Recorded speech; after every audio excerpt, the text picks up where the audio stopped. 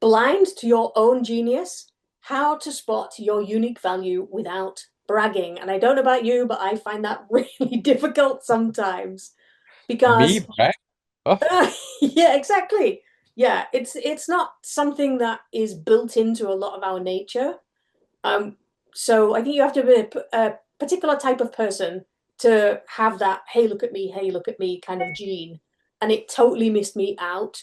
So I don't understand anybody who thinks like that. My question is always, what's so special about me? You know?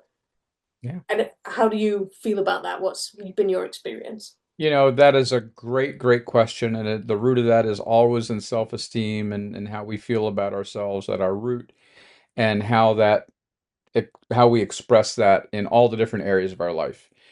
And I don't know about anybody else, but I have experienced all different kinds of challenges in relating my products or services to my ideal audience when I might be feeling like a fraud.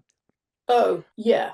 Right, and so these things all tie together. And so, how do I get to a place of authenticity where I can feel empowered to talk about my product or service in such a way as it not just resonates with my target audience, but that it also empowers them into action in their own life so that they can reach their own fulfilling goals. So all these little dots are connected, but it all starts here. But it can also start with, my wonderful colleague and, how I look up to my wonderful colleague, Sarah, and I think she's amazing at all these different things. And if I go and try to compare myself with your skills that I don't have, oh, Sarah's just untouchable, I'm way down here, Yeah. and because I am being very selective to prove a belief. We always go out of our way to prove a belief about ourselves. This is the Potent Productivity Podcast for entrepreneurs, creators, and business owners who are tired of busy work, burnout, and advice that sounds good but changes nothing. We go beyond hacks and hype to talk about the real emotional journey behind building meaningful work, the doubt, the pressure, the resilience, and the breakthroughs. If you want more clarity, stronger momentum, and a business that actually fits who you are, you're in the right place. Be sure to subscribe, like, and comment so you don't miss a thing. Yeah. And that reminds me of the saying, if you judge a fish by its ability to climb a tree, you know, I don't even remember the exact words of the rest Oh of it, yeah, but no, I know the yeah, exact quote. Yeah, if you judge a fish by its ability to climb a tree, it will live its life in failure. yeah, It will believe it's a failure exactly. And its I whole think life. we Yeah. we do that so often, Yeah. especially when we are predisposed to putting ourselves down. You know, we are our own worst critic, we are modest about our achievements, we are Right. supportive of everyone else, we like to, find systems in things. So we're really good at spotting brilliance in other people, but we are completely blind to finding our own zones of Right. genius. And Right. I call it the competency curtain. So those really heavy stage curtains in a theater, they're huge, and it's really easy to get lost and like you can't find the way through, you know. And when you're really good and competent at many different things, it's really difficult to find that way through for you that's just ideally perfectly you, that you are so good at, that other people are like, oh, yeah, if you need that, you need to go see him. You know, it's really hard to find that. So then we look at other people, like you said, and we compare ourselves to them, and we're like, oh, well, they're so amazing at this, or they're so outgoing. I'm not like that. I must not be very special. I must not be very good at that. And that leads to those feelings of inadequacy and that inauthenticity, if that's the right word, Yeah. you know, for it makes us feel like we're fake because we don't feel like we're Yes. as good as everyone else. No? Exactly. Exactly. The term you coined there, zones of genius. If I have convinced myself that whatever I do is going to fail, then it will be impossible for me to see that I am good at anything, no matter what the product or service, no matter how much it helps other people, because there is this disconnect, a dissonance Hmm. between my belief and what I'm trying to create. Yeah. We cannot fool ourselves. Shakespeare said, "To thine own self be true," right? Hmm. We can't fool ourselves, and we do it a million times a day. Yeah. We think that saying affirmations are going to lead us out, of our internal pathetic doldrums, when all the affirmations do is prove internally that, well, that's what I want. This is where I am. I'm never going to get there, and I've got this gap to go through. So I failed before I started. Yeah.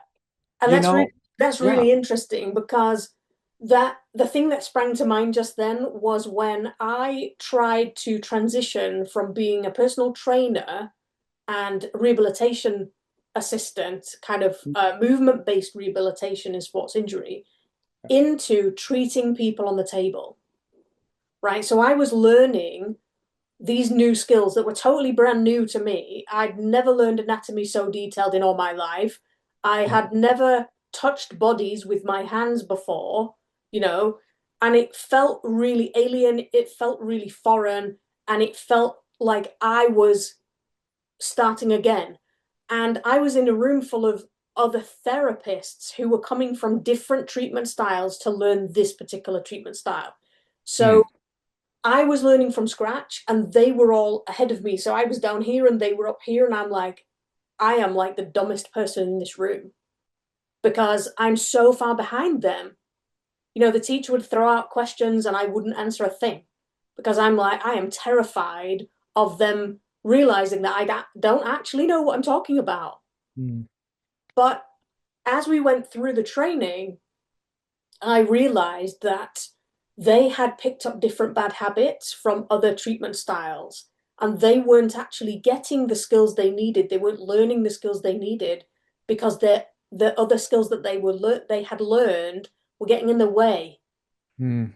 So my mind was completely open to these new ways of treating people and I absorbed it like a sponge. And I'm not saying I didn't work hard because I did. I took the anatomy textbook that I bought because I didn't understand it. And I took the training textbook and I scanned in each picture of how to do the treatment and I put it next to pictures of the anatomy. And I scanned in two different textbooks and I had a file this thick Wow. that I was learning from because it was the only way to make it make sense to me. Right. And I was like, well, if I need to catch up with them, that I need to work twice as hard as them, you know? But I think that's the thing, isn't it? When it makes sense to you, when it's in your own head. And once I did that, and once I started learning it in a way that made sense to me, I stopped feeling like I was behind them, you know? Absolutely. And that is such an incredible formula for self-awareness and identifying our internal genius. We don't call it that, how many of us are, oh, I'm a genius. We don't say it that way, but it's like we recognize all of a sudden we understand what we need to do, even though we're trying to do this from a base of comparison and achievement and, have to achieve this level, whatever. At the same time, we're recognizing that we have utilized skills. We have built skills out of nothing Hmm. to forge our path into our own success. Yeah. There is no, if you're watching this, I can promise you that you have had success in your life. And I can teach you how to take those successes and use that as a model to reframe your self-concept so that you can believe that you can create more success. Hmm. This is not a complicated process. No, When but we, go the ahead. cost of not doing it is Yeah. so big. And in Oh, it's business, huge. it's I see hundreds of people all the time and have done over many years now of dealing with individual solo business owners, Yeah. and they so frightened of doing what they think or finding, or they just don't even know they need to find their own zone of genius, that they're so bothered about people pleasing, you know, and that people pleasing creates what I call scope creep, which Yeah. means that you end up doing things that you can do, but you shouldn't really do them Yeah. because somebody else would be better at doing them than you, Yeah. you know? And that's where I've seen people kind of fake it till they make it, Yeah. or they pretending that they know stuff that they don't, or they're like, oh, well, I'll just learn it along the way, you Yeah. know? Yeah. And that actually leads to a business that you don't like. Right. So you build up this thing because you're bothered about getting the money in, which obviously we all are, because we need to pay the bills, but you end up following a path that leads you away from the kind of business that you want and the kind of person that you really are. And clients take advantage of that. Once they realize that you will do all of it, then they just keep pushing more and more on your plate, and they don't really want to pay you any more for it. So you end up doing more and more work for no more pay. Right. And it's either that or you end up copycatting somebody. So you copy Sure. who they Yeah. are and how they behave and all this stuff. So you try to be somebody you're not. Yeah. And then that's exhausting for a start. But then you're terrified somebody will find that out about you. Right. And so when you constantly trying to find that mask that fits, it means you're constantly shifting that identity and who you are and who you Yes. trying to be, and Yes. that's confusing for Yes. clients or potential people, and then they don't trust you. No. It's confusing for the person doing it. I can speak for myself because I lived like a chameleon for so many years, and that's really what it is. I thought I needed to be somebody else in order to be successful, to have self-worth, to have, respectability, blah, blah, blah, and what I was doing, there's this concept in neurolinguistic programming called modeling. Modeling has a wonderful place. Modeling what somebody does is great. Modeling an identity, not so good. I can't be anybody else because they're all taken. I can't be you because you're taken, I am. and you can't be me because I'm taken, Mm-mm. and so there is this confusion that started when I was a kid, and this is really important. Well-meaning adults go to, 6-year-old little Robbie. Oh, what do you want to be when you grow up? It's like, I don't know. Well, you better figure it out. You're going to be a doctor? You're going to be a lawyer? They don't say, do you want to be a trash man? Do you want to be a fisherman? No. Do you want to be a doctor? Do you want to be a lawyer? Do you want to be a dentist? They name these big giant things that all of a sudden I think that I'm supposed to be, which doesn't resonate with me. Mm-hmm. And I lived my childhood as, what do you want to be when you grow up? What do you want to be when you grow up? What do you want to be when you grow up? Number one, why do I have to choose something that you're going to agree with? Because I know as soon as I tell you what I want, you're going to tell me, oh, no, you don't want that, or you're not good enough for that. I wanted to be a veterinarian. God bless dad, but he said I wasn't smart enough. I wanted to be an architect. Teacher said, you're not smart enough. All these people said, you're not smart enough. You're not smart enough. You don't know. It's like you're too small. You're too little. You're Mm-hmm. not enough. And so when people continue to ask you, what do you want to be when you grow up? What do you want? You stop answering the question because no matter what you say, it's never going to be good enough for them.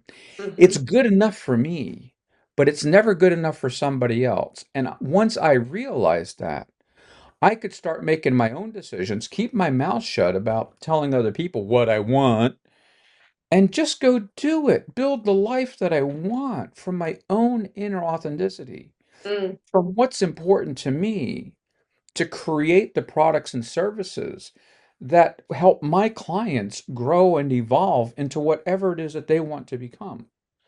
Yeah.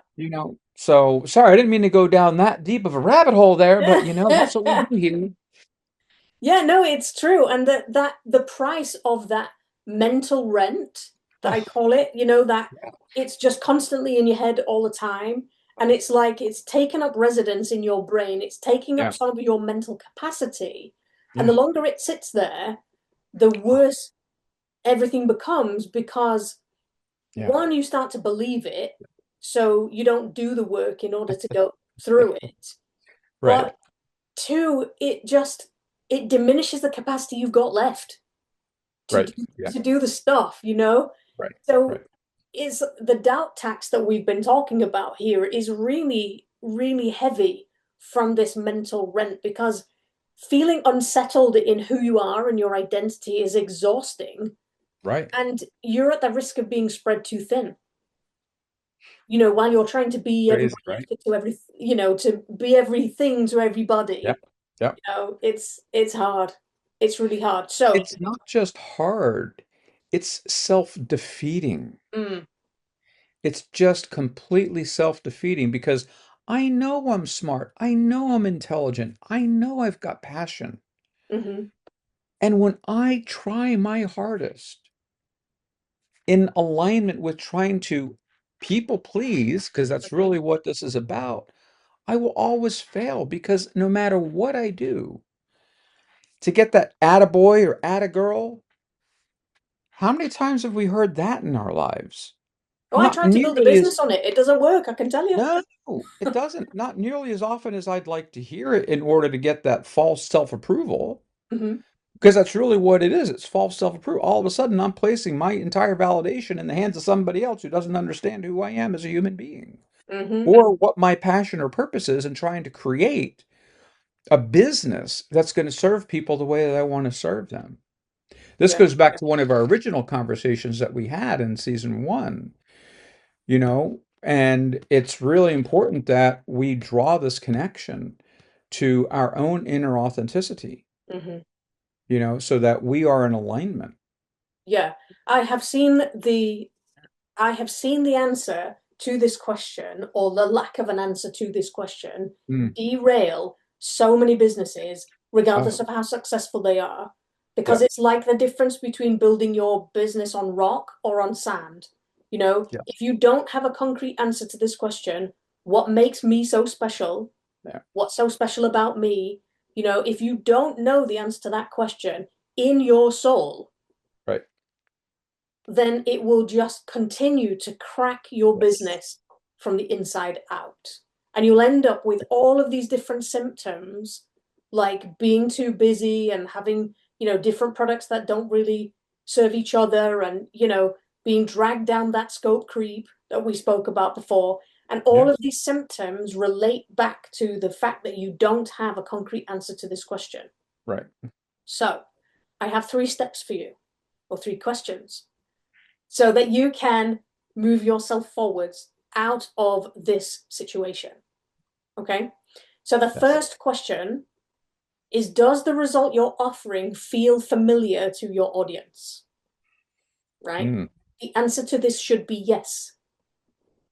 The result that you're offering should be familiar to your audience, because if you have to explain what your result does right from the beginning, it's a hard road. Yeah, Okay? very much so.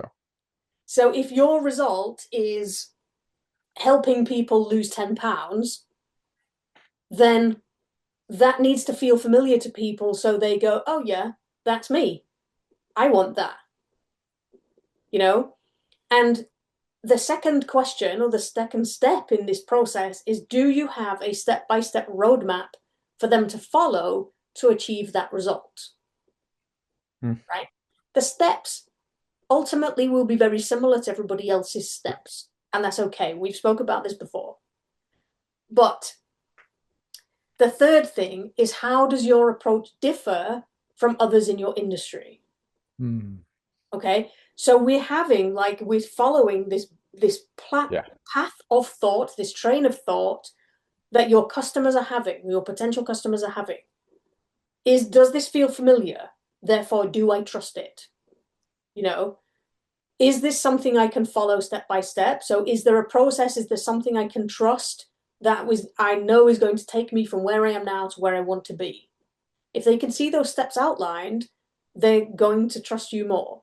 yeah. And then how does your approach differ? That's what makes you stand out. That's what makes you unique.